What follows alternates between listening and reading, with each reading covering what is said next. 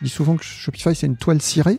C'est-à-dire que si tu fais pas l'effort de donner un coup de canif dedans pour regarder, tu vas rien voir quand tu vas glisser sur la toile et tu vas pas prendre conscience derrière de la puissance en fait du produit en termes techniques, en termes d'intégration dans les systèmes d'information. Donc il faut au départ tout simplement donner des clés de lecture pour dire mais regardez ça. Il y a cette doc en ligne, il y a ce cas d'usage, ça va vous inspirer et ça va peut-être vous donner des idées.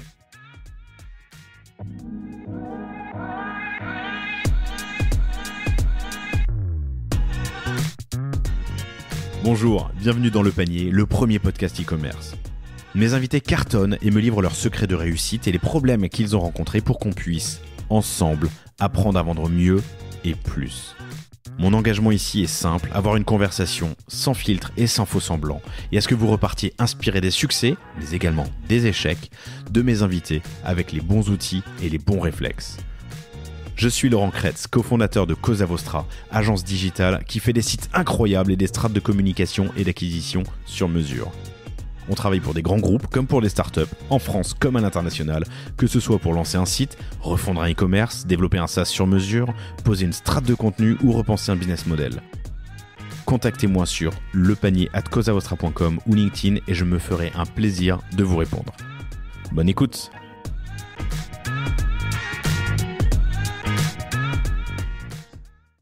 Bonjour à tous, très heureux de vous retrouver aujourd'hui pour ce nouvel épisode du Panier. Je suis avec un confrère aujourd'hui puisque je reçois Christophe Davy. Salut Christophe, ça va? Bonjour Laurent. Qui anime un podcast qui s'appelle Shopify pour les DSI. Shopify pour les DSI, qui traite d'un aspect plutôt technique de Shopify, comme son nom l'indique. Oui, j'ai mis Shopify et DSI dans le même titre parce que j'ai considéré qu'il manquait du contenu à destination des équipes qui sont en DSI et qui veulent en savoir plus sur Shopify. Et tu sais que je m'en rends compte assez régulièrement dans les clients ou les prospects qu'on a chez nous, chez Cosa Vostra, que c'est un peu comme il y a 10 ans où on se disait WordPress c'est pour faire un blog. Tu vois, c'est pour mon arrière-petit cousin qui fait son blog. Shopify, c'est pareil pour l'e-com. Et il y a de moins en moins évidemment, mais un exercice d'un peu d'évangélisation et de formation en disant non, il y a des très très grandes boîtes, très grands groupes qui sont sur Shopify et ça marche très bien. Oui, c'est une plateforme qui est arrivée sur le marché en prétendant travailler aussi bien pour les tout petits que pour les très gros. Alors, c'est pas la norme. On était tous habitués à des plateformes qui sont dédiées aux petits, aux moyens ou aux gros. Donc ça, pour faire passer ce message en termes de brand awareness, c'est pas forcément quelque chose de simple. Alors Christophe, vous ne l'entendez pas à sa voix, mais il y a une certaine expérience. Tu as été l'un des cofondateurs de Caramel. Caramel, pour ceux qui se souviennent, était un client mail en ligne dans les années 90, hein. C'est ça. T'as fait un petit passage dans des grands groupes où t'as géré des systèmes d'information pour du retail, notamment chez LVMH, puis chez Shiseido, puis chez Shiseido, c'est pas facile à dire. Shiseido. Avant de lancer Brand Online, qui était une agence, et aujourd'hui de créer Shopee Shopa. Qu'est-ce que c'est Shopee Shopa? Shopee Shopa, c'est une boîte de consulting autour de la techno Shopify et de tous ses produits. Donc c'est moi qui fais ces prestations en mode conseil et je travaille avec l'écosystème, donc les agences, des confrères, des clients et parfois aussi avec l'éditeur. Alors en toute transparence, on travaille d'ailleurs, on s'est consulté, on t'a consulté, pardon, excuse-moi, je vais le dire dans ce sens-là. C'est toi le sachant, on t'a consulté sur un sujet, c'est comme ça qu'on a fait connaissance et que je me suis dit tiens, ce serait intéressant que tu viennes me raconter plein de choses sur le panier. Alors plein de choses, on va déjà, tu m'as dit un truc tout à l'heure qui m'a surpris et c'est vrai que je l'avais pas en tête. Shopify est plus vieux que Magento. Oui. Alors, Shopify, il y a quelques jours, a fêté ses 17 ans et Magento a 16 ans. Et j'adore dire ça parce que j'ai fait beaucoup de Magento, on en reparlera. Je fais beaucoup de Shopify et jamais de la vie, on se dirait Shopify est plus vieux que Magento. Non, exactement. Ça m'a surpris quand tu l'as dit et j'ai réalisé que c'était vrai. On va parler de plein de choses. On va parler déjà de ton expérience. Alors, ton expérience est bien poussée sur Magento, qui est un outil on-premise, donc c'est un outil qui s'installe sur un serveur, et sur Shopify, qui lui est un SaaS. Donc, la première des questions à se poser ou que je te poserai, c'est SaaS ou pas SaaS. On fera un petit peu un tableau d'où on vient, où on est, où on va. On parlera beaucoup du futur du e-commerce et des plateformes e-commerce. On fera un grand détour évidemment par Shopify que tu connais bien. On parlera de plateforme de paiement, qui est un univers très éclaté. qui change assez régulièrement. On parlera d'omnicanalité. Tu as une belle expérience en système d'information retail. Tu connais sur le bout des doigts Shopify Point of Sale, Shopify POS, et là, tout le changement qui va, le management du changement qui va avec la mise en place d'un système POS justement. Et on parlera du futur. Alors, les sujets sont multiples, mais on parlera de headless, on parlera de nouvelles plateformes e-com qui arrivent tous les jours. On parlera des grands qui descendent vers les plus petits, des plus petits qui vont vers les plus grands acteurs, du changement de centre de gravité de CMS. Peut-être on parlera de social commerce, il nous reste de temps, et des différents points de contact que les plateformes ont avec les utilisateurs. On n'est plus aujourd'hui sur des simples monolithes e-commerce, il faut savoir les ouvrir et les construire un peu comme des puzzles. Bref, beaucoup de sujets. Caramel.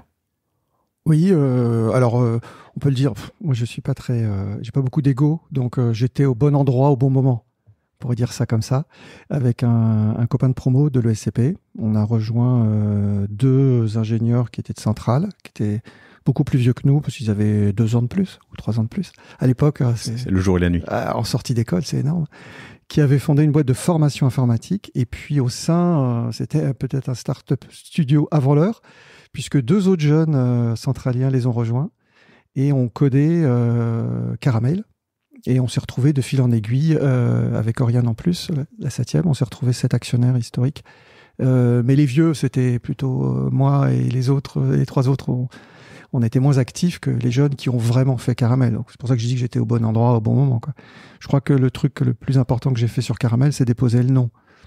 Voilà. On en parle encore aujourd'hui. Donc, avant Caramel, qui s'est vendu beaucoup moins cher, mais qui s'est vendu quand même, il y avait Locas, moteur de recherche francophone, fait par Thierry Lunati, donc un des actionnaires, pour lequel j'étais allé au Canada, à un salon de la francophonie, défendre Locas. À l'époque, c'était face à Alta Vista. Alors, je pense que l'auditoire est déjà perdu.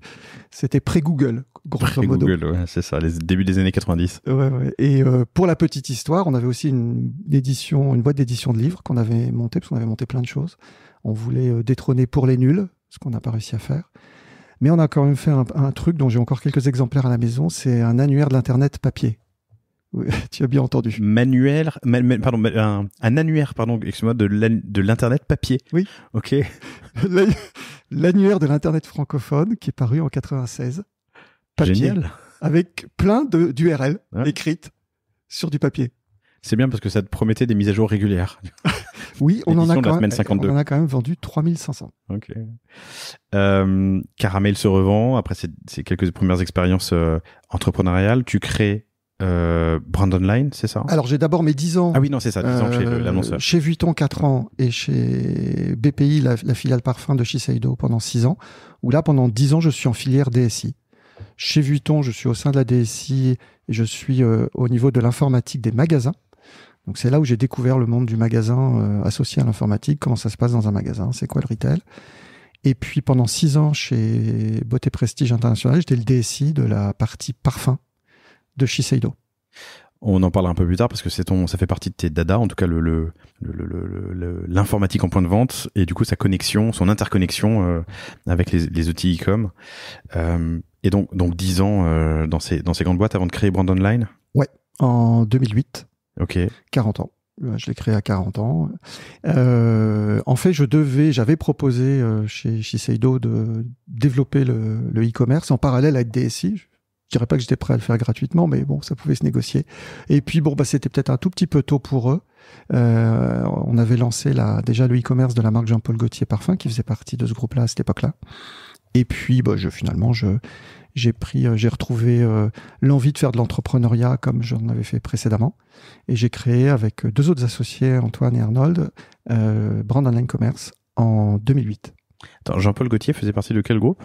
Il était au sein de BPI, au sein du groupe Shiseido, et après la licence a été revendue. Et est parti chez Coty ou chez... Est-ce que c'est à cette époque chez Puig. Que le mal a été créé? Le mal de Jean-Paul Gaultier? Le mal, c'est la disruption des années 90. C'est le parfum dans une boîte de conserve. On a du mal aujourd'hui à se rendre compte à quel point, par rapport à ce marché qui était très conservateur, ça a été une hérésie et un succès incroyable. Le mal a été créé par Alors, entre autres, mais je crois que c'est lui uniquement, Francis Kurkdjian, qui a un peu plus tard créé sa propre marque où travaille ma compagne, qui s'est fait racheter par le VMH et maintenant il est devenu le nez des parfums de Dior. Ouais. Francis Kurkdjian a fait plusieurs parfums pour le groupe Shiseido et voilà, ça fait partie des gens qui ont révolutionné ce marché-là. 12 ans de brand online. 11 ans. 11 ans. Ouais. 11 ans d'agence donc, avec du Magento dans les bagages. Dès 2008 quand on a choisi la plateforme et 9 ans indépendant et puis après une reprise par un groupe, donc 2 ans supplémentaires j'allais dire, et puis 2 ans à New York. C'est entre 2013 et 2015. Je mets le doigt sur Shopify quand je suis à New York et donc peu à peu l'agence devient Magento et Shopify. Et moi, mon cœur... Donc Magento avant Shopify. Ah oui, 2008 en fait. Ouais. Donc Magento est né en 2007. Et en 2008, on se dit, on va faire une agence e-commerce, mais sur quelle plateforme ? On a regardé à l'époque Magento et PrestaShop. Voilà, c'était les 2 cibles qu'on avait identifiées et on a décidé de partir sur Magento. Qu'est-ce qui fait ton choix à l'époque ? La dimension internationale, dans mes rêves les plus fous, Brandon e-commerce allait être une agence mondiale.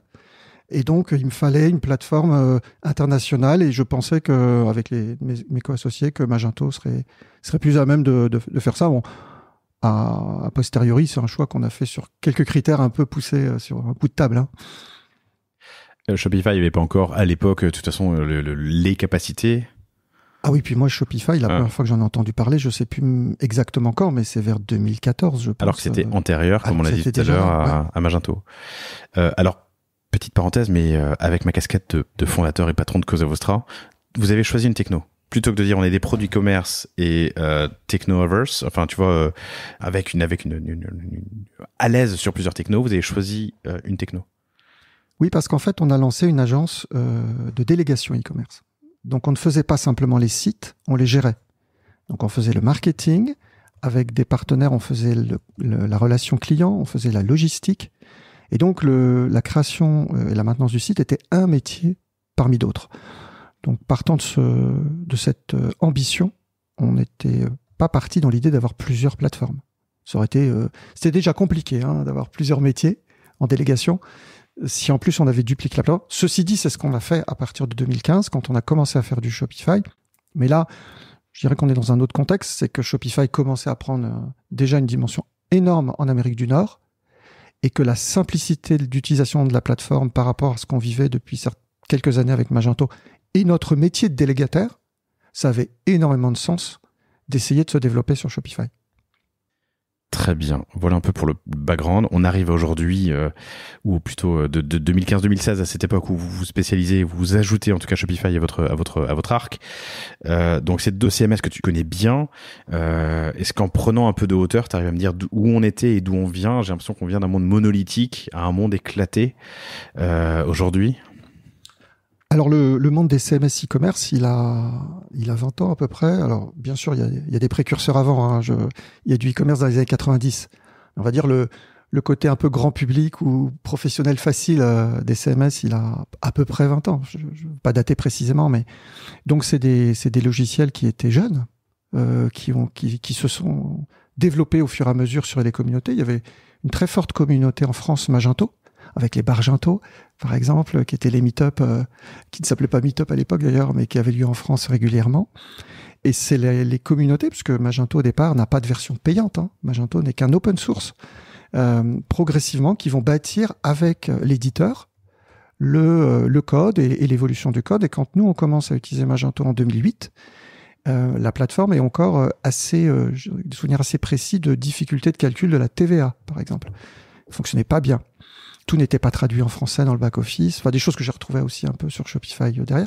Voilà, donc il y a une montée progressive de tout ça, jusqu'à arriver à des solutions un peu plus matures et qui, à un moment donné, répondent pas à tous les besoins, mais font quand même, comme je dis souvent, toutes bien le café, finalement. Et des applications qui étaient on-premise, donc à installer sur des serveurs, à aujourd'hui des applications en SaaS, et de plus en plus d'applications en SaaS. Ouais. Alors pour un délégataire comme l'était Brand Online Commerce, c'est sûr que Shopify était une option plus intéressante. Si j'avais croisé Shopify plus tôt, je l'aurais probablement essayer de faire entrer plus tôt dans l'agence. Parce que, encore une fois, faire les sites, c'est un des métiers. Donc, si tu peux le simplifier, forcément, c'est intéressant. Et notamment, toute la partie très technique liée aux hébergements, aux sécurités, les fameux certificats SSL, ça parlera à certains. Tout ça, on le faisait moins bien que des agences dont le métier n'était que de faire des sites Magento. Et moi, je l'ai toujours dit sans aucun... Voilà, on était des généralistes de Magento face à ceux qui étaient spécialistes de Magento. Mais parce qu'on mettait Magento dans un contexte de prestation, de délégation. Et donc, avec la simplicité qu'apportait Shopify, notamment sur les aspects techniques sur lesquels et infra, sur lesquels on n'était pas très fort, forcément, c'était super intéressant. Donc, peu à peu, il a d'abord fallu apprendre à maîtriser Shopify. Donc, je sais pas si toi ça t'est arrivé, mais nous, le premier projet, il a été fait à l'œil pour un client. Juste, c'était sur la partie US. Pour s'échauffer, on sait pas faire. On va pas non plus vendre. Enfin, bon. Je vais pas répondre à ta question. Il y aura trop d'appels ensuite. Mais... oui. Et derrière, on a appris les différences qui peuvent exister déjà dans la façon de faire bosser les équipes, dans la façon de pricer aussi. Et donc, du coup, dans le discours qui va accompagner le fait de répondre avec Shopify plutôt qu'avec Magento, dans notre cas, puisqu'on avait les deux. Ok. Et toi, tu as un avis ou alors, des apprentissages sur ces logiciels en SaaS que tu installes aujourd'hui? Moi, j'ai un avis très tranché. Je ne fais pas 100% de mon business avec Magento aujourd'hui. Je le fais avec Shopify. Donc, quelque part, je réponds un peu à la question. Ouais. Après, moi, j'ai un background qui n'est pas technique. J'ai fait une école de commerce, historiquement. J'ai toujours traîné dans la technique. Mais je me retrouve bien dans Shopify entre des choses que j'arrive à faire par moi-même parce que je me soigne. Mon côté non technique, j'essaye de le soigner un peu. En essayant de toucher un peu au code, etc. Mais très légèrement, évidemment. Et est-ce que j'ai pas besoin de savoir au niveau technique pour avancer sur la plateforme ou faire avancer d'autres ou mieux comprendre?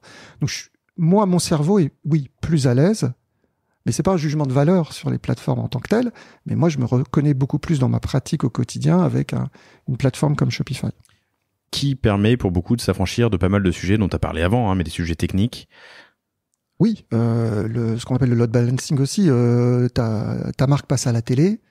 Sur le on-premise, si t'as pas prévenu ton hébergeur avant, le site il a de fortes chances de planter. Alors que sur Shopify, tu te poses pas la question, c'est géré par Shopify. En fait, je fais souvent, moi, le parallèle avec un service qui n'est pas un e-commerce, qui est Gmail. En général, ça aide bien à comprendre comment fonctionne un CMS SaaS. Parce que finalement, Gmail, on se pose pas la question de savoir si Gmail va fonctionner. C'est très rare qu'il fonctionne pas, qu'il soit buggé, en fait. Puis d'ailleurs, si on n'accède pas à Gmail, je suis sûr que ta première réflexion, ce sera de te dire « Ah, j'ai pas de connexion ». Et pas de te dire « Tiens, Gmail est planté ». Voilà. Et Shopify, c'est pareil. Et il y a un autre parallèle très intéressant avec Gmail, c'est que Shopify n'a pas de numéro de version. On ne travaille pas avec Shopify 1.17.14. Shopify se met à jour tous les jours de diverses fonctionnalités. Alors, ce qui parfois peut donner lieu à des petits moments où c'est ton client qui t'apprend qu'il y a un nouveau truc dans le menu parce que tu ne l'avais pas vu passer. C'était écrit à une époque, le numéro de version de Gmail. Je suis en train de regarder sur mon Gmail et je ne le vois pas. Mais je me souviens qu'à une époque, c'était « faut aller, maintenant, il faut ouvrir une fenêtre ». Ouais. Version 54.242.180. Ah non, c'est une IP, pardon, j'ai une connerie. Non, tu vois, je vois même plus où c'est. Alors, je suis pas allé creuser il était encore en vigueur, mais la réalité, c'est que ça se met à jour. D'ailleurs, nous, en tant qu'utilisateurs, on se formalise plus de ces mises à jour. Tiens, ça a changé. Ah, ok, voilà. Et d'ailleurs, mise à jour, ça n'a rien à voir avec le podcast, mais je résiste pas. L'autre jour, mon tableau de bord de voiture s'est mis à jour. T'as une voiture très récente. Non, j'ai une Zoé électrique. Ah oui, ok. Et l'autre jour, je me dis, mais il est où le pourcentage de batterie? Il est passé à gauche alors qu'il était à droite. Il y a aussi, si je prends un peu de hauteur sur d'où on vient, où on va, un sentiment d'effet balancier, tu sais, sur certains sujets qui repartent, presque des modes. Ah, c'est permanent. Ouais. C'est permanent dans la technique entre tout faire soi-même ou utiliser que des externes, utiliser un truc tout fait qui va tout faire, ou alors utiliser des modules et se charger soi-même de connecter les différents modules.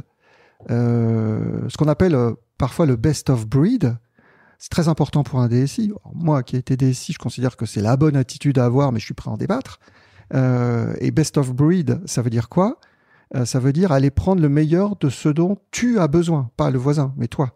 Et donc, dans certains cas, tu vas prendre un truc tout fait qui va te couvrir un scope fonctionnel large parce que c'est arrangeant pour ta situation d'entreprise budgétaire, que sais-je.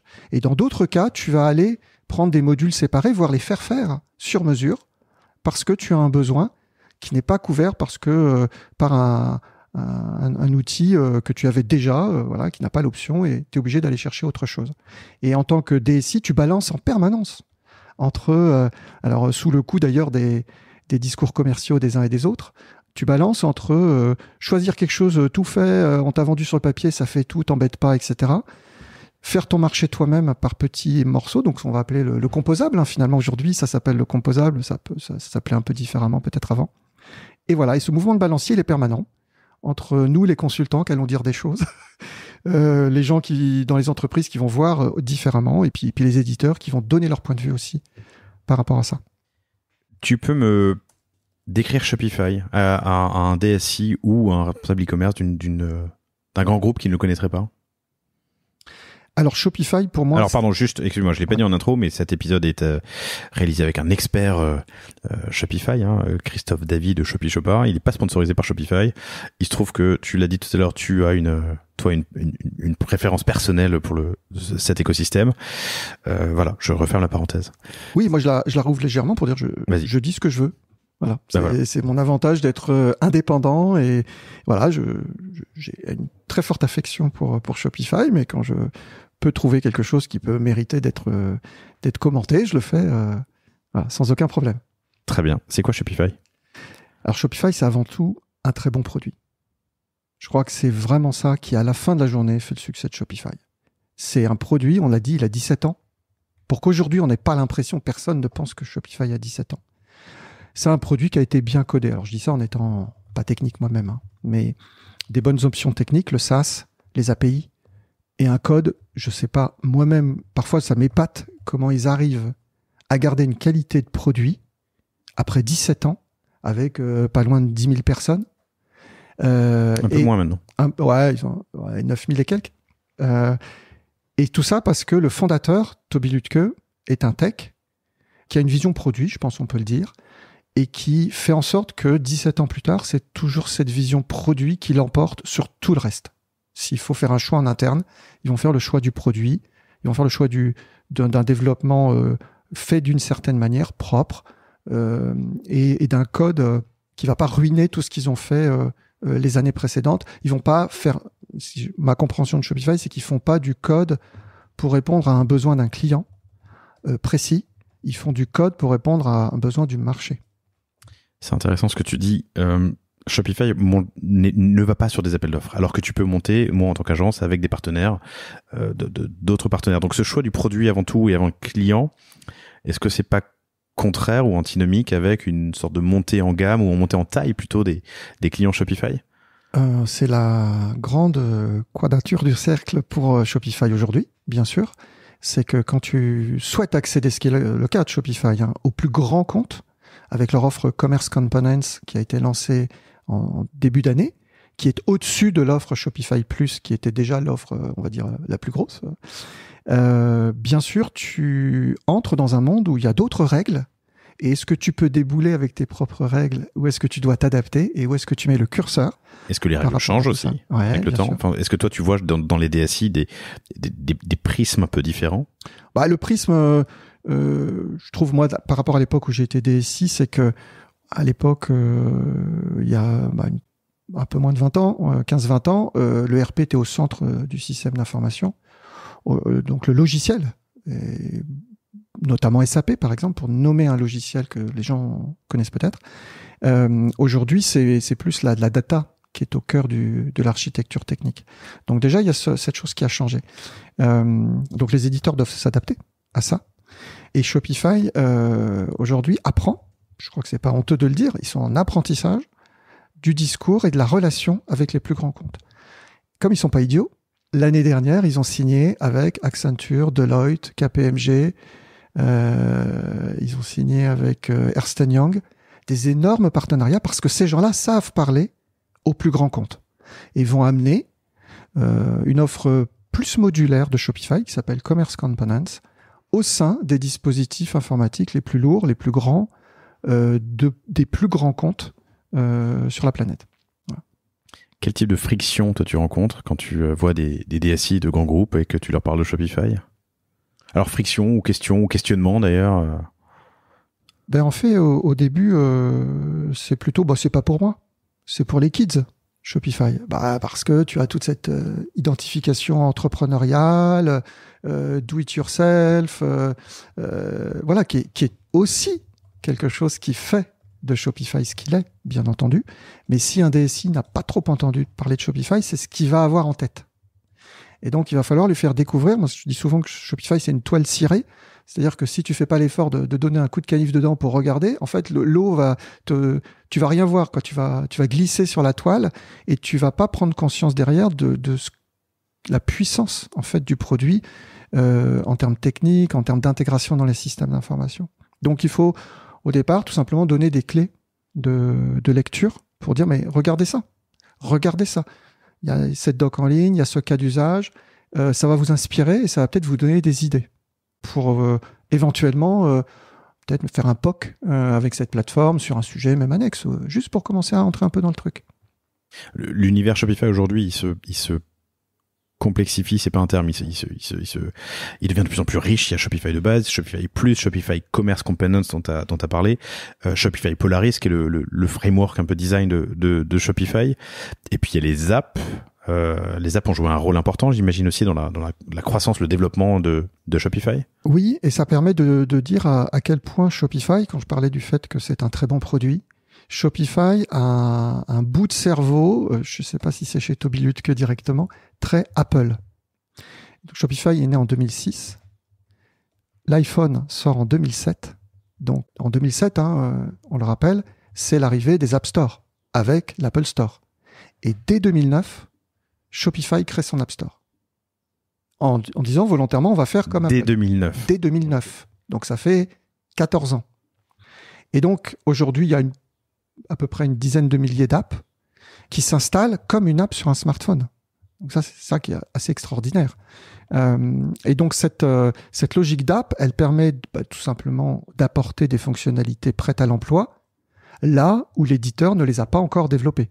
Alors je dis pas encore parce qu'il arrive parfois que l'éditeur évidemment ajoute des fonctionnalités qui viennent tuer le business d'app existant. Mais ça c'est logique, c'est la vie, c'est comme ça. Mais il y a énormément de business qui sont aujourd'hui florissants, qui sont nés dans le sillage de Shopify grâce à des apps. Certains ont eu l'intelligence aussi d'aller sur d'autres CMS avec leur même techno pour pas mettre tous les œufs dans le même panier, évidemment. Évidemment. Et attendre la prochaine feature. Et voilà. Certains se sont fait racheter par Shopify aussi. Parfois, Shopify rachète des apps. Et cet App Store, il a... tu vois, Magento, il y a des modules. Salesforce, c'est des cartouches. Enfin, tous les écosystèmes, tous les CMS ont une logique d'options que tu peux rajouter avec des modules, etc. Mais la façon dont c'est fait, la simplicité, tu appuies vraiment littéralement sur un bouton pour mettre en place ton app. Après, il y a des apps complexes qui vont nécessiter du paramétrage, des choses comme ça. Ce qui est fou, c'est de se dire, par exemple, en France, aujourd'hui, la plupart des logisticiens, ils ont leur app Shopify. Un logisticien. Comme ça, quand tu entres un deal avec un client Shopify, il n'y a pas de travail informatique, de connexion avec l'informatique du logisticien. Et voilà, c'est ça aussi les apps Shopify, c'est que ça simplifie des problématiques, mais définitivement, et ça permet au projet de se concentrer plus sur des problématiques business. Avec un move vers des apps custom, faites sur mesure. Oui, ça c'est ma petite prévision à 2 balles, mais quand même. L'App Store, c'est des entreprises, c'est mondialisé, Donc moi je trouve déjà qu'il y a une forme de régionalisation qui s'installe, qui est intéressante, avec des prestataires plutôt de la région, par exemple Europe, qui peuvent peut-être sortir du lot par rapport à des prestataires qui étaient plus loin. Ça a du sens pour le RGPD, par exemple, parce que moi je suis convaincu que une équipe qui est dans la zone RGPD ressent mieux le RGPD que si elle en est en dehors, et donc va faire plus attention, parce que le RGPD c'est pas juste créer une app qui respectent le RGPD tel que Shopify le demande. Il y a des règles très précises. Mais on le sait bien, le RGPD, c'est toute l'entreprise. Donc ça veut dire que les devs derrière, toute la structure de l'entreprise, de l'éditeur derrière l'app, doit être RGPD. Alors ça, on ne peut pas le demander à des gens qui sont pas forcément dans de la zone. De la zone. Et il y a des problèmes aussi de sécurité potentiellement. C'est-à-dire que Shopify, il n'y a pas de problème de sécurité. Mais certaines apps, c'est des petites équipes. Voilà, il y a parfois des petits soucis de sécurité qui sont pas forcément rendus publics sur certaines apps, mais c'est normal, c'est la vie d'entreprise avec des gens. Et donc pour ces raisons-là, moi je pense que les grands comptes vont avoir de plus en plus tendance à dire ok, mais moi je veux maîtriser ces aspects-là, et donc je vais faire ce qu'on appelle une app personnalisée, c'est le terme Shopify, mais c'est une app privée. Donc pas une app publique sur l'App Store, mais une app faite juste pour un client. Qui leur permettrait quoi? Par exemple, tu as des use cases? Non, mais de faire la même chose. Ça peut être limite des copycats d'app publiques. Simplement, ils maîtriseront l'hébergement et les sécurités. Ils maîtriseront où vont les données parce qu'ils l'auront fait faire par un prestataire qu'ils ont l'habitude d'utiliser, par exemple. Alors, la question est peut-être idiote, mais tu fais quelle différence entre un développement Shopify sur mesure versus une app custom? Alors, une app custom, le principe d'une app sur Shopify, c'est un besoin, c'est ça? C'est une connexion à une API. Ouais, ok, d'accord. Donc, c'est forcément un logiciel tiers, hébergement tiers. C'est pas chez Shopify. Ouais. Si tu fais un développement custom dans le thème de Shopify, dans le front, avec du JS, etc., t'es hébergé chez Shopify. Donc, la grande différence, c'est une app, elle est toujours hébergée aux frais et selon les règles de l'éditeur. Et ça, tu maîtrises pas forcément. Et donc, une question à se poser en tant que utilisateur Shopify sur le curseur, où je place le curseur entre un thème sur mesure, un fonctionnement sur mesure, mais hébergé chez Shopify, versus l'app dont je peux choisir l'hébergement et le stockage de la donnée. Alors là, on était sur les apps personnalisées dans un contexte de grand compte, juste sur ce point-là, si tu as un RSSI dont c'est le rôle, d'être très exigeant, peut-être que l'éditeur de telle app très populaire et utilisé par 99% de l'écosystème ne passera pas le cut des règles de sécurité, c'est possible. Voilà. Sinon, après, effectivement, moi j'aime bien la règle des 80-20 quand on fait des projets Shopify. C'est-à-dire, sur certains sujets, il faut savoir se contenter, mais se contenter n'est pas du tout négatif, d'une app qui existe dans l'écosystème ou d'une fonction native, et parce que ça va coûter peu d'énergie, ces fameux 20%, et se concentrer sur ce qui va faire de la valeur pour son propre business. Si on se met du côté d'un marchand, je vends quel produit, c'est quoi ma différence, et sur cette différence-là, être beaucoup plus exigeant, et ça peut donner lieu, du coup, à du dev spécifique et à des réalisations qui ne sont pas natives.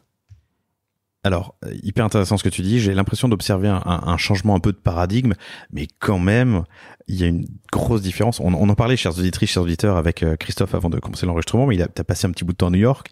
New York, c'est très cool. Moi aussi, j'ai passé un bout de temps à New York. L'approche est très différente entre je vais choisir sur étagère le logiciel qui correspond le plus à mes besoins versus presque vers à moitié vide, à moitié plein, ça c'est aux États-Unis, versus une approche européenne où quel trade-off je dois faire entre mon besoin spécifique et un développement sur mesure et accepter que 10% de mon besoin soit pas couvert, mais que je prenne un truc sur étagère qui me fasse gagner du temps, du budget, de la charge et un coût total d'utilisation, un TCO, Total Cost of Ownership, de la technologie. Et toi, pour toi, les US se comportent de manière beaucoup plus... Maligne, c'est pas le terme, mais pragmatique. Moi, je suis sur une approche comme ça. Moi, je dis à mon client ou mon prospect, je lui dis, c'est pas ton métier de faire de la tech. Prends un truc qui fait 95% de ton besoin, mais concentre-toi sur ton business, quitte à, effectivement, ne pas envoyer le samedi entre 17 et 18 heures parce que le plugin qui fait ça sur étagère ne le fait pas. Mais on s'en fiche parce que toi, ton business, c'est d'envoyer des produits, des bons produits, et de te concentrer sur continuer de créer le meilleur des produits. Oui, ce pragmatisme nord-américain, on l'a un petit peu moins en Europe, mais c'est vraiment la bonne attitude à adopter quand on aborde une plateforme comme Shopify. Je t'ai demandé quelles étaient les frictions, les questionnements ou en tout cas les questions que tu reçois par rapport à Shopify dans un grand groupe. C'est vraiment le sujet grand groupe qui m'intéresse parce que j'ai le sentiment que c'est là qu'il y a les dernières barrières à faire sauter. Une fois qu'on a accepté de se dire bon, je peux considérer Shopify, quels sont les sujets e-commerce sur lesquels il peut y avoir de la friction, ou en tout cas des changements de mentalité à faire. Le multi-devise, le multi-stock, tu vois, le multi-zone. Alors déjà, les équipes en interne, ça peut avoir un impact avant même de parler de fonctionnalité, parce que ça redistribue un petit peu les cartes dans les usages, et que moi j'ai déjà vu un mauvais management du changement quand tu changes d'une plateforme, par exemple on-premise vers une plateforme SaaS. Tu n'organises pas le travail exactement de la même façon. Pour une partie, notamment les e-store managers, tous ceux qui gèrent le store au quotidien. Donc il ne faut pas louper ce management du changement. Après, si on prend le paiement, par exemple, un prestataire de paiement qui se crée aujourd'hui, mettons, ne va pas pouvoir dire du jour au lendemain, je suis compatible avec Shopify. Alors qu'il le peut sur d'autres plateformes. Voilà. Sur Shopify, il va devoir suivre un parcours, le premier parcours étant d'être accepté par Shopify, avant de pouvoir faire son connecteur technique concrètement. Donc on a une forme de verrouillage, alors verrouillage très large, parce que toute la planète des plateformes de paiement est représentée, parce que c'est l'intérêt de Shopify de proposer un très grand choix. Mais on a quand même cette nécessité d'être accepté sur le paiement pour pouvoir fonctionner directement dans Shopify. Mais une fois que c'est le cas, là aussi, il n'y a pas de travail technique. Et comme on parle du paiement et qu'on parle d'un truc un peu touchy, on a envie de dormir sur nos deux oreilles et d'être certain que toutes les cartes passent, qu'il n'y a pas de blocage, je ne sais pas, voilà, X ou Y, et bien là, on a cette garantie-là. C'est-à-dire que c'est les Shopify et les partenaires techniques direct au paiement qui travaillent ensemble. Et sur la partie log et stock ? Alors log, Shopify, il n'y a pas beaucoup de log, très clairement. C'est une question qui revient souvent. Donc parfois ça... Pardon, j'ai dit log et je parle à un DSI. Logistique. Ah, et pas log, l'enregistrement. Non, mais log, c'est intéressant parce que c'est un vrai sujet. Allons-y. C'est un vrai sujet de dire... Donc les logs, pardon, pour vous qui ne le sauriez peut-être pas, c'est en général une sorte de cahier, un grand livre de ce qui se passe sur une plateforme et qui enregistre à chaque instant tout ce qui s'y passe, voilà, et qui permet de lire l'activité, c'est un peu le diagramme, l'activité d'une plateforme. Si un jour un logiciel est planté et que vous avez un écran noir avec plein de lignes comme ça, c'est souvent des logs. Il y en a dans Shopify, il n'y a pas tout ce qu'on veut, et donc ça, typiquement dans une culture DSI où on aime bien savoir tout ce qui se passe, on est un peu limité, donc ça peut parfois surprendre et inquiéter éventuellement. C'est un changement vraiment d'approche par rapport à ça. Sur la logistique, là on est vraiment dans le monde des API, donc on va se connecter comme tout CMS à n'importe quel système. D'ailleurs, d'une manière générale, moi je fais parfois des cadrages où on va visualiser la position de Shopify dans le système d'information avec le RP, le PIM, l'OMS, la logistique, tous les autres composants éventuels logiciels qui font tourner l'entreprise. Et là, pas de point de vigilance à avoir, selon toi ? Enfin, même, si tu es dans la même approche que moi, qu'il n'y a pas de problème avec des solutions, je peux comprendre ta réaction, mais je te laisse répondre. On dit à juste titre, que les API de Shopify sont très bien documentées. Alors, les API de Shopify sont versionnées. Là, une fois, il y a un changement par trimestre, le premier jour du trimestre. C'est très propre. C'est une des forces de Shopify, c'est que quand un tiers va faire l'effort de se connecter à Shopify, il va avoir accès à une donnée de qualité, remise à jour quotidiennement. Et donc, on n'a pas de problématique. Après, les API, si on est en DSI, parfois, on a encore des systèmes qui ne fonctionnent pas en API, qui peuvent fonctionner en fichier plat, en EDI, tout ceci n'étant que des manières de transférer de l'information entre deux systèmes. Donc, parfois, l'approche API, si je suis dans une business unit d'une DSI qui n'est pas habituée aux API, ça peut encore arriver, il faut s'y habituer un petit peu. Mais parce qu'un fichier plat, ok, j'ai mon serveur, je mets le fichier, l'autre vient le chercher, super cool. API, et donc la question souvent qui revient pour quelqu'un qui n'est pas habitué aux API, oui, mais si ça se passe mal, comment je régénère la donnée que j'ai loupée la première fois, voilà. Donc, il y a des questions par rapport à ça, qui peuvent se poser.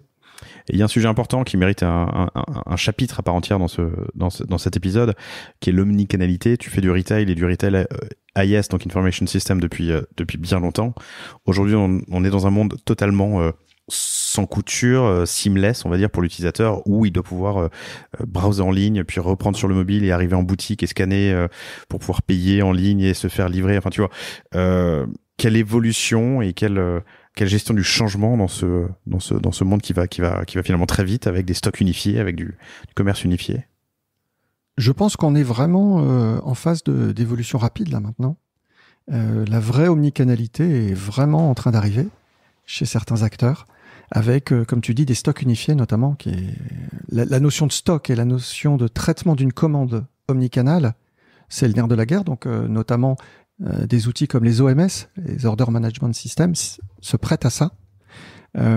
Parce que les outils se sont simplifiés, et c'est vrai que Shopify POS se connecte nativement à Shopify. Quand je dis nativement, c'est grosso modo, c'est la même base client, la même base commande, c'est natif, by design, sauf que derrière, il faut gérer. Si j'achète en ligne sur un site 2 produits dont un est dans le stock central et l'autre est pas dans le stock central mais disponible dans 17 magasins, comment ça se gère? Quel magasin sur les 17 va fournir le produit? Est-ce qu'il va le fournir au stock central ou est-ce qu'il va faire son colis dans son coin? Et pourquoi ça serait un et pas les 16 autres? Quelle est la bataille qui se joue pour décider de qui va faire ce colis? Et qui va choper le chiffre d'affaires? Un grand sujet de l'omnicanalité. La commande étant été passée en ligne au départ. Et inversement, je suis en boutique, je vais perdre la vente parce que je n'ai pas le stock, mais des collègues d'une autre boutique où le stock central a la ref. Est-ce que je la vends en boutique et puis je fais livrer le client chez lui? Voilà. Tous ces sujets-là, c'est des sujets d'orga. Qui se complexifient encore chez des grands comptes, j'imagine, avec un mix distribution atomisé, avec du retail, du wholesale, des franchisés, des distributeurs, des agents, enfin... Et oui, parce que là, je suis parti d'un cas simple qui paraissait déjà compliqué, c'est que j'ai sous-entendu que c'était la même boutique qui faisait la même maison, qui gérait le e-commerce et le retail. Mais si tu as des distributeurs ou des contrats type franchise, etc., qui ont des périmètres différenciés, avec peut-être pas les mêmes catalogues dans certains cas, voilà, tu arrives à un niveau de potentielle complexité. Et donc, moi, de ce que je vois de l'omnicanalité, alors par le prisme de ce que je fais sur Shopify POS, c'est que les enjeux, ils sont, en tout cas quand on prend Shopify POS, ils sont pas dans l'outil. Les enjeux sont dans l'organisation que tu mets derrière, et aussi, bien sûr, sur le management du changement, côté retail. Donc, quelqu'un qui est en magasin maîtrise son outil, a besoin de maîtriser son outil parce que tout va très vite avec une cliente ou un client. Et si on lui change son outil, c'est un moment de stress important et il faut accompagner ces personnes-là. C'est pour ça que d'ailleurs les outils retail changent moins souvent que les plateformes CMS. Accompagner le changement, limiter la friction pour le vendeur en magasin, mais aussi le rendre encore plus fort. Et d'ailleurs, je fais un petit salut, un petit coucou à Romain Sabatier, qui est un mec brillant et qui gère l'omnicanalité et le e-com dans le groupe Etam, que j'invite régulièrement sur le panier. Pour l'instant, il m'a pas encore dit oui. Tu l'as reçu, toi? Non, je crois pas. Ouais. Non, mais je prends note. Ouais, brillant et de très bonnes idées sur le sujet. Et je suis impatient qu'il vienne un jour me raconter, qu'il accepte un jour de venir me raconter son univers. Donc, excuse-moi, je reprends. Empower, comment tu traduis ça en français, le rendre encore plus fort le vendeur en boutique avec de la feed, de la gestion stock, de la connaissance client.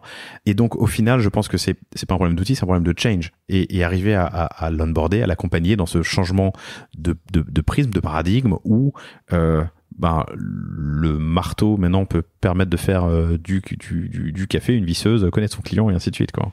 Et oui, parce que les cas d'usage, on peut aussi les étendre aux réseaux sociaux et à tout ce qui en découle et qu'on ne sait peut-être pas encore bien identifier aujourd'hui. Mais les réseaux sociaux, ça peut être chez soi, ça peut être dans la rue, ça peut être dans la rue juste avant d'entrer dans le magasin. On vient d'acheter en ligne et on veut tout de suite... Enfin, on arrive à des cas sur lesquels la marque ou le marchand concerné doit imaginer des solutions pour que le client, lui, ne ressente pas la lourdeur de ce qui se passe derrière. Lui, faut que ce soit une évidence pour lui qu'il achète à un moment donné, et voilà. Et même si on vient en ligne, on parlait de plateforme de paiement tout à l'heure, si sur ton site tu actives Apple Pay, tu vas sur le wallet et tu n'auras pas forcément les mêmes options que sur ton tunnel de paiement natif de ton CMS. Comment tu résous ce décalage-là, par exemple pour les points relais? Si quelqu'un achète en Apple Pay, tu peux pas forcément lui identifier facilement un point relais. Voilà, donc il y a énormément de sujets du coup qui arrivent sur la table et donc les outils eux progressent énormément. En revanche, je dirais que peut-être que la perception de la complexité de l'omnicanalité est pas encore totalement chez tout le monde. Quelle question se poser, quel piège éviter? C'est de s'imaginer qu'avec l'outil Youpla Boom, c'est réglé. Voilà. La vie des équipes retail n'a rien à voir avec la vie des équipes sièges e-commerce, n'a rien à voir avec le rythme de publication sur les réseaux sociaux et puis le besoin client.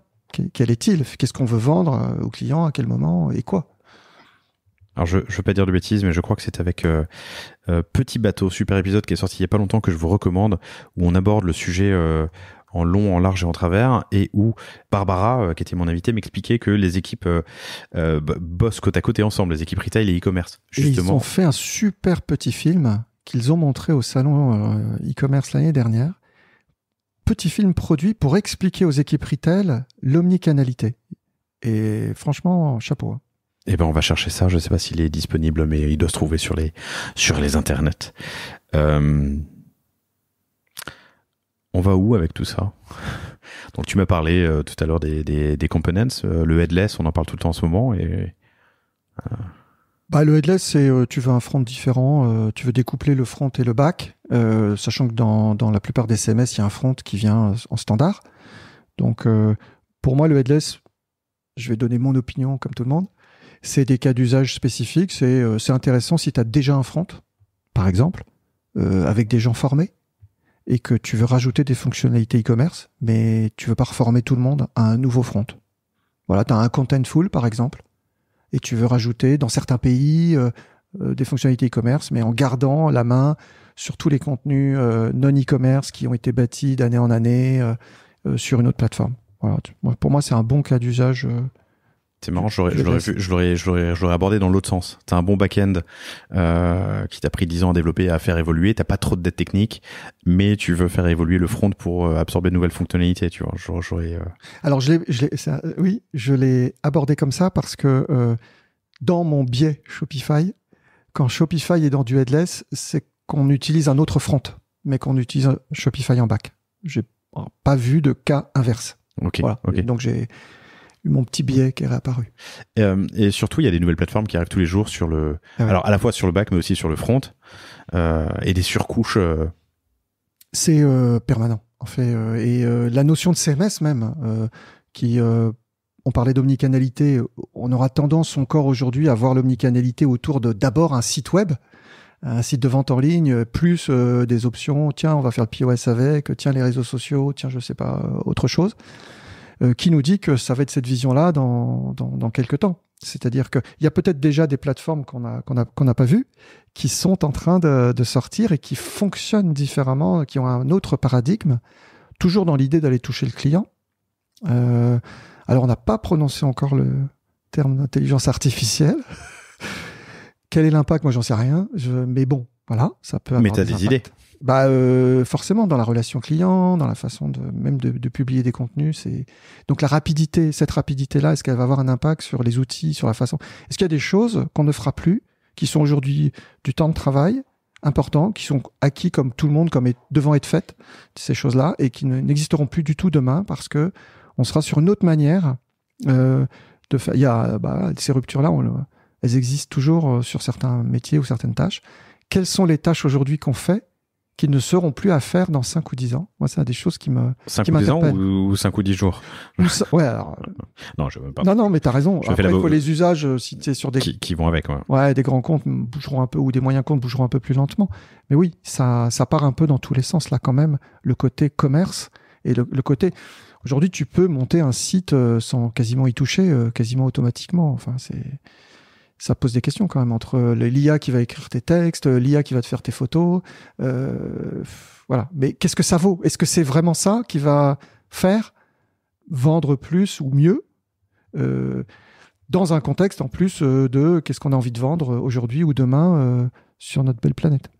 Je fais une petite parenthèse. Alors, je sais plus quand cet épisode sort, mais incessamment sous peu, j'en suis certain. A priori, dans 2-3 semaines, fin juin. Mais j'ai vu sortir aujourd'hui un truc génial. Je fais la petite parenthèse. C'est une caméra sans lentille. Elle s'appelle Paragraphica. Et en gros, c'est une caméra, pardon, au sens appareil photo. Donc, on prend une photo dans la rue. Il y a un gros capteur qui capte l'endroit géographique où l'on se trouve et la direction que prend la caméra. On règle 2-3 petites choses, la distance, le niveau de flou. Ça propose un prompt. On lance la caméra, on lance la photo et ça crée une photo artificielle de l'endroit où je me trouve et de ce que je regarde. Et j'ai vu alors évidemment, c'est une sorte de comment on dit, de proof of concept, tu vois, de jeu sur le sujet. J'ai vu les résultats, c'est quand même assez bluffant. Le mec est au milieu d'une rue à, je sais pas, Amsterdam, fin d'après-midi, donc ça capte l'heure, la localisation, l'angle de la caméra, et ça sort une photo. Ça s'inspire évidemment de Google Earth, de plein de choses, de Google Street View, et ça sort une photo qui est parce qu'il la compare avec une photo réelle prise au même moment, qui est très ressemblante. Ça nous projette dans un futur assez proche et relativement surprenant. Mais j'étais pas là. Moi, j'étais sur l'analyse, j'imagine, les optimisations de prix, de choix de lieux de stockage ou de lieux de livraison, en tout cas de prise du stock pour des livraisons, sur de la donnée apprise par le passé qui iront beaucoup plus vite que ce qu'on peut mettre dans un algo qui... Alors après, probablement toute pratique a ses limites. Et donc, à un moment donné, quand on aura fini d'optimiser grâce à des algos un certain nombre de choses, il y aura ce fameux mouvement de balancier qui va forcément intervenir.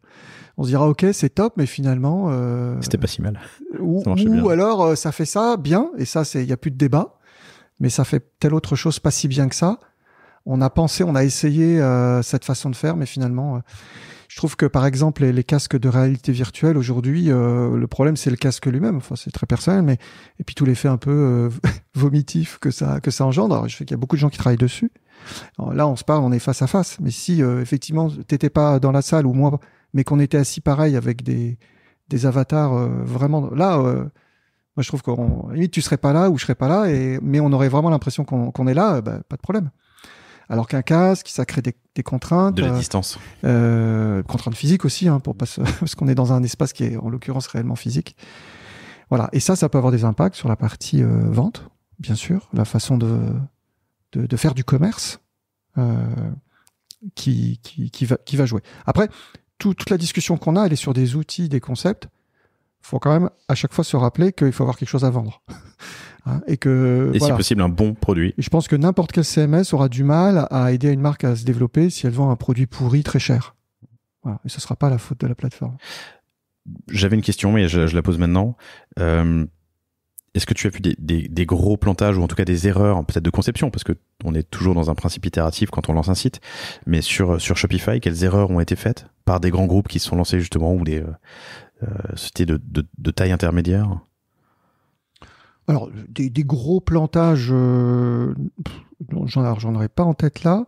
Après, il y a une manière d'aborder notamment l'international dans Shopify. Où, grosso modo, tu peux avoir plusieurs back-office ou un seul. Et il faut bien analyser pour savoir sur quelle stratégie partir. On peut se retomber sur ses pieds dans un deuxième temps. Hein. Mais c'est quand même intéressant de se poser les bonnes questions avec l'outil, tout ce que Shopify peut faire dans un back-office au niveau international et tout ce qu'on va décider de faire sur plusieurs back-office pour un certain nombre de raisons. Et ça, c'est quand même assez structurant sur un projet parce qu'après, tu as les interfaces. Quels avantages, quels inconvénients? En fait, Shopify, avec Markets, fait de plus en plus de choses dans un seul back-office. L'avantage, c'est que tu n'as qu'un back-office, donc tu ne démultiplies pas les apps, notamment. Et tu peux mettre du multilangue, multi-devise, multi-marché, comme on dit, Markets. Un marché, tu mets plusieurs pays dedans. Tu peux adresser des prix différents par marché, des catalogues différents par marché. Enfin, ça fait quand même un paquet de choses. Maintenant, si tu as un déploiement qui est déjà assez international avec des équipes locales, avec des prestataires locaux, et que tu as envie d'étanchéifier un peu les choses, et là, on peut retomber sur des problématiques de sécurité de données ou de confidentialité de données. Ça peut être intéressant aussi d'avoir plusieurs back-office. Ou d'être à cheval entre les deux aussi, suivant les zones qui sont targetées. Donc, et ça s'évalue finement en fonction, bien sûr, des objectifs de développement. Donc là-dessus, il peut y avoir des façons de faire pour lesquelles on m'explique ce qui a été fait. Je dis, moi j'aurais fait différemment. Mais bon, c'est moi. Oui. Ce que j'aime bien, c'est que je sens l'expérience qui parle. Et on a des convictions, mais tout est... Voilà. les ayatollahs de la solution A. Avec un certain âge, on apprend à comprendre qu'en fait, il y a des solutions, il y a pas de problème avec des solutions et qu'il y a des solutions à tout. Et qu'il faut juste se donner le temps de la réflexion quand il y a nécessité de faire réflexion. Et au contraire, d'ailleurs, ne pas réfléchir trop quand c'est pas nécessaire. Le côté lunch and learn a aussi un grand intérêt quand on sait pas et que tout le monde va se passer des heures autour de la table à dire oui, mais il faut faire, le client va faire ci, le client va faire ça. Se faire sa propre opinion. Ouais, tout ce qui est l'A/B testing, des choses comme ça aussi. Beaucoup d'intérêt pour mettre à l'épreuve du feu des théories des équipes internes. Formidable. Christophe, c'était passionnant. Vous pouvez creuser évidemment en contactant... Alors déjà, en allant écouter Shopify et les DSI. Pour les DSI, Shopify. Enfin, je vous en veux pas si... je n'en veux pas à tes auditeurs s'ils se précipitent pas. C'est quand même ce que j'appelle un podcast de niche. Ouais. Peut-être un peu plus technique, mais si vous voulez creuser le sujet, c'est une option. Et puis surtout, vous pouvez contacter Christophe sur LinkedIn, Christophe David, D-A-V-Y, tout simplement. Merci infiniment. C'était très cool de te recevoir. Je pense que ça méritera un catch-up pour creuser certains sujets si tu l'acceptes. Ouais, bien sûr, avec plaisir. Et chers auditrices, chers auditeurs, j'espère que cet épisode vous a plu et je vous dis à bientôt. Salut. Merci d'avoir écouté cet épisode du panier jusqu'au bout, j'espère qu'il vous a plu. Si c'est le cas, abonnez-vous pour ne rater aucun épisode, parlez-en autour de vous et surtout laissez-moi une note et un commentaire 5 étoiles sur Apple Podcast. N'hésitez pas non plus à le partager à chacun de vos amis dans le business, chaque nouvel auditeur est une victoire. Si vous avez besoin de lancer ou refondre votre site internet, de créer un Shopify ou un WooCommerce, de performer avec une stratégie de contenu efficace, n'hésitez pas à me contacter à l'adresse lepanier@causavostra.com. On se fera un plaisir de vous répondre. Et enfin, et surtout, inscrivez-vous à la newsletter du panier sur lepanier.io. À bientôt pour un prochain épisode.